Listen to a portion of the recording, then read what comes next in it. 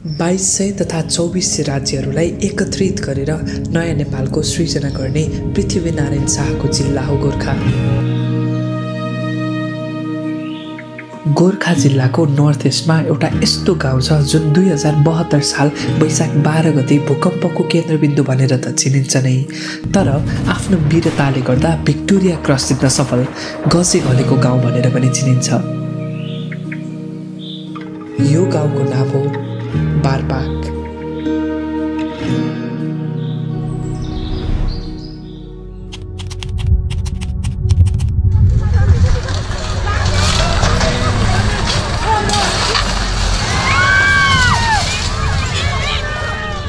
This is Barpak, the epicenter of the earthquake, where right now we hear the constant sounds of people trying to put their lives back together. A town that was once made up of विनाशकारी भूकम्पको केन्द्रबिन्दु रहेको यो गाउँ इतिहास र साहसको प्रतीक हो। भूकम्पले घरहरू ढाल्यो,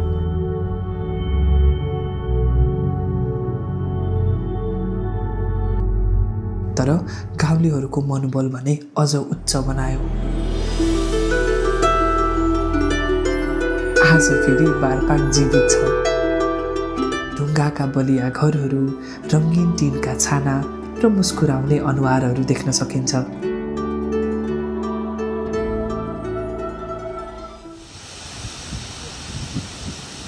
हामी अहिले 2072 साल वैशाख 12 गतेको भुइँचालोको केन्द्रबिन्दु अर्थात् बारपाकमा छौँ।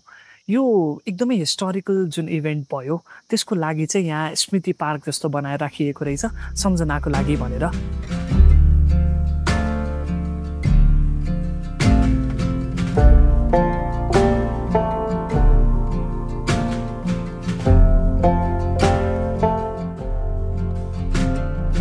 काठमाडौँबाट 6 घण्टामा पुग्न सकिने बारपाकमा होटल र होमस्टे दुवै रहेछन्। हामीले होमस्टे रोज्यौँ। हामीलाई लिन हजुरबुवा र नाति ढाका टोपी ढल्काउँदै आउनुभएको रहेछ।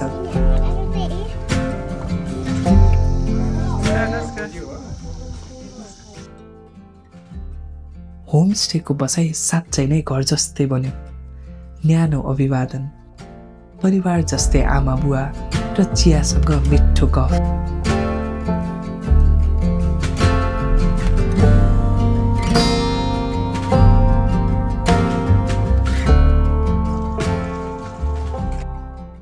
के रहेछ रे? दारी दारी पनि रहेछ। तपाईँको नाम के हो रे? के गरे? ए हो। स्कुल पढ्नुहुन्छ कि नै? नै मन लाग्दैन?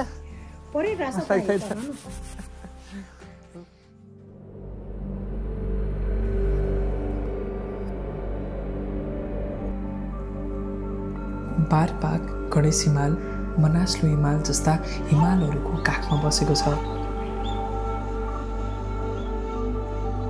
यहाँ गुरुङ, घले जस्ता विभिन्न जातका मान्छेहरू बस्छन्। बारपाक मनासली सर्किटमा पर्छ।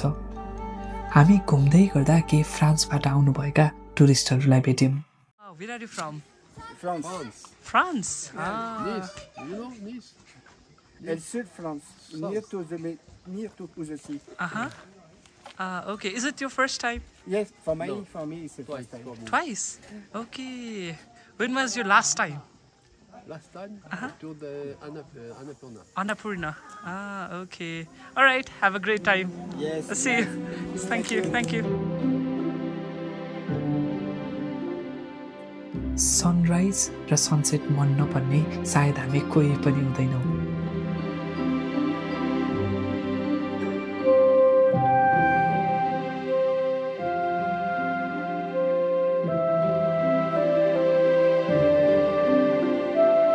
बारपाकमा रहेको कोटबाट सनसेट र सनराइज जति हेरे पनि नथाकिने रहेछ। वफादारी और साहस का गुण रखते हैं। हामी नेपालीहरूको गोर्खाली सेना भन्ने बित्तिकै छाती फुलेर आउँछ। तर यसको रियल कथा बुझ्नको लागि बारपाकमा रहेको भिक्टोरिया क्रस जित्न सफल गजे घलेको म्युजियम जानै पर्ने रहेछ। हरेक वर्ष ब्रिटिस लाहुरेको लागि हजारौंले भिड्छन्। तर त्यो गजी घले नभएको भए कहिले पनि सम्भव हुन्थेन। गजी घलेको बारेमा बुझ्नको लागि हाम्रो डिस्क्रिप्सनमा राखेको भिडियो हेर्न सक्नुहुन्छ। गोर्खाको बारपाक गाउँमा जन्मिएका एक व्यक्तिले गोर्खाली सेनाको भाग्य नै फेरिदिए।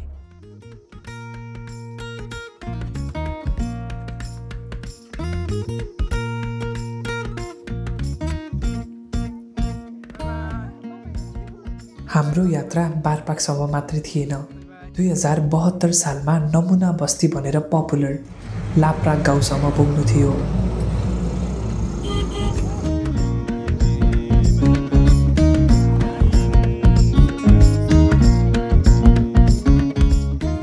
बाटो अफरोड भए तापनि हिमाल हेर्दै साथीहरूसँग जाँदा 2-3 घण्टा बितेको पत्तै भएन। लाप्राक पुग्न माम्चे भएर जानुपर्छ। माम्चे जाँदा हुस्सु लागेको थियो।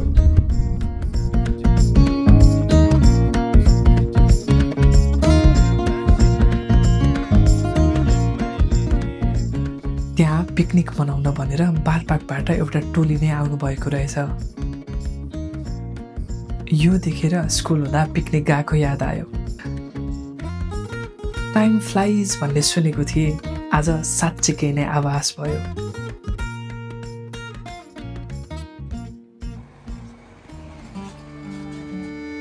20 मिनटको राइड पछि हामी पुग्यौं मनास्लु र बुद्ध हिमालको काखमा बसेको गाउँ लाप्राक। 2072 को भूकम्पबाट प्रभावित भएर लाप्राकमा एना रानीको सहयोगले नयाँ बस्ती बनाइएको थियो। लाप्राकको नमुना बस्तीमा जम्मा 573 वटा भूकम्प प्रतिरोधात्मक घरहरू छन्। यो गाउँ जति राम्रो छ त्यो भन्दा राम्रो त्यहाँका मान्छेहरू छन्। हामी लाप्राक घुम्दै गर्दा एकजना आमा भेट्यौं।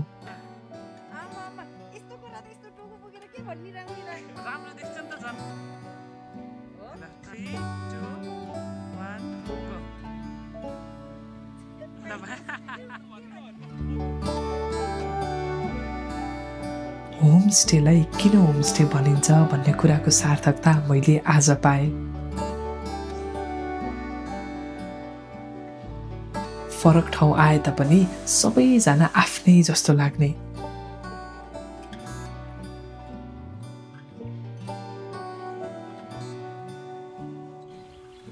एकजना आमाले त मलाई छोरा नै बनाउनु भयो।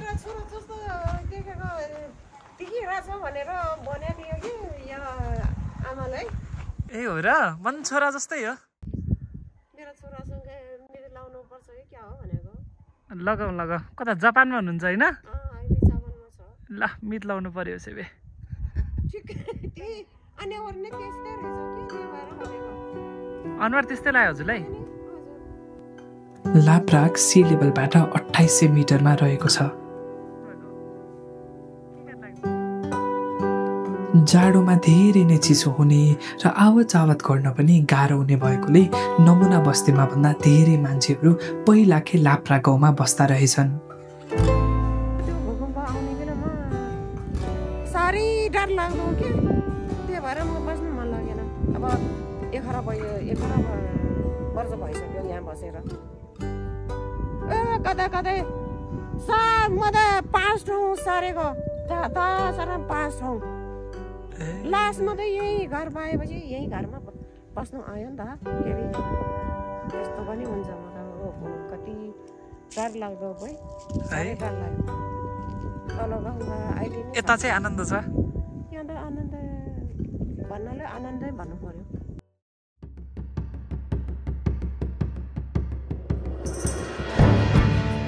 गोर्खा हुँदा छुट्याउनै नहुने अर्को ठाउँ हो गोर्खा दरबार।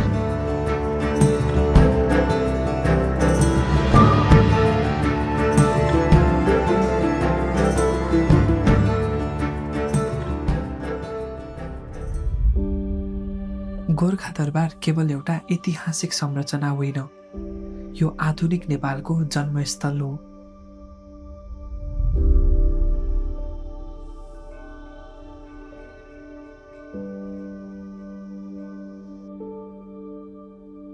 सन् 1723 मा यही दरबारमा जन्मिएका पृथ्वीनारायण शाहले ससाना राज्यहरूमा विभाजित नेपाललाई एउटै राष्ट्र बनाउने साहसिक अभियान यहीबाट सुरु गरे। यो दरबार एकदम नै राम्रो छ। यो डाँडाको टुप्पोमा भएको कारणले गर्दाखेरि पनि वरिपरि सबै डाँडाहरू प्लस हिमालहरू, मनास्टुदेखि लिएर फरक फरक हिमालहरूको पनि दृश्य चाहिँ देखिने रहेछ। नेपाल वीर गोर्खालीहरूको देश हो। हामीले यो सानैदेखि सुन्दै आएका छौँ। तर यहाँ आएपछि मलाई के लाग्यो भने गोर्खालीको वीरता बुझ्नलाई इतिहासमा जानै पर्दैन। भूकम्पले सबै थोक खोज्दा पनि यहाँका मानिसहरूले कहिले हार मानेनन्। यो यात्राले हामीलाई केवल दृश्य होइन, दृष्टिकोण दिएको छ। देशलाई हेर्ने, बुझ्ने र माया गर्ने दृष्टिकोण।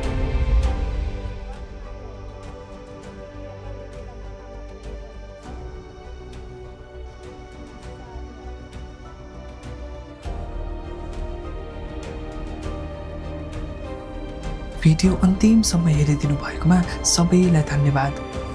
नेक्स्ट एपिसोड मिस नगर्नको लागि हामीलाई पक्कै पनि सब्स्क्राइब गर्नुहोला।